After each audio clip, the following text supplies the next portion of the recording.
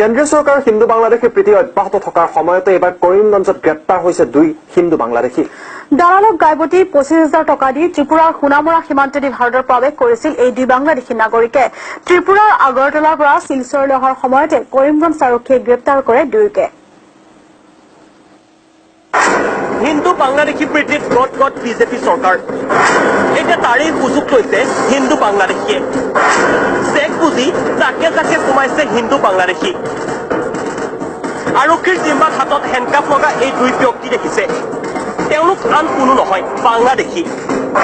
হিন্দু বাংলাদেশী তেওঁলোক। নাম ৰবীন্দ্ৰ দাস আৰু দ্বিজেন্দ্ৰ চন্দ্ৰ দাস। ঘৰ বাংলাদেশৰ কিশোৰগঞ্জত।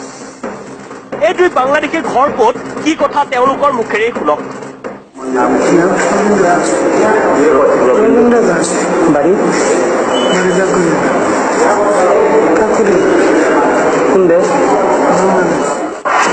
দালালক গাইপতি 2500 টকাকৈ দি ত্ৰিপুৰাৰ সীমান্তইদি ভাৰতত প্ৰৱেশ কৰিছিল 2।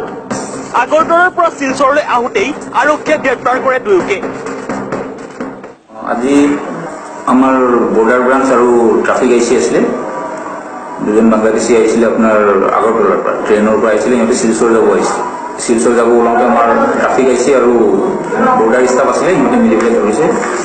এজনৰ নাম হ'ল শ্ৰী ৰবীন্দ্ৰ দাস, তেখেতৰ ঘৰ হ'ল অষ্টগ্ৰাম ডিষ্ট্ৰিক্ট কিশোৰগঞ্জ বাংলাদেশ। আৰু এজনৰ হ'ল দ্বিজেন্দ্ৰ চন্দ্ৰ দাস, তেখেতৰ ঘৰ হ'ল গাঁও কেৱাজুৰ কিশোৰগঞ্জ বাংলাদেশ।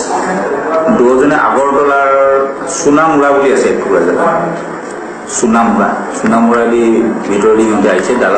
দালালে পাৰ কৰাই দিছে সিহঁতক, যোৱাকালি আহিছে। দালালক এতিয়াতো 2500 টকা দিয়া বুলি কৈছে সিহঁতে।